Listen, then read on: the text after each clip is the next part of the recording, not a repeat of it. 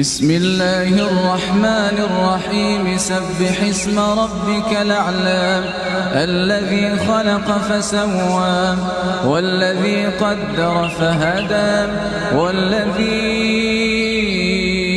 أخرج المرعى فجعله غثاء نحوا سنقرئك فلا تنسى إلا ما شاء الله إنه يعلم الجهر وما يخفى ونيسرك لليسرى فذكر إن نفعت الذكرى سيذكر من يخشى ويتجنبها الأشقى الذي يصلى النار الكبرى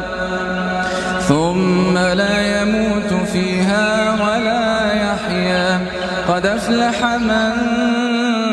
تزكى وذكر اسم ربه فصلى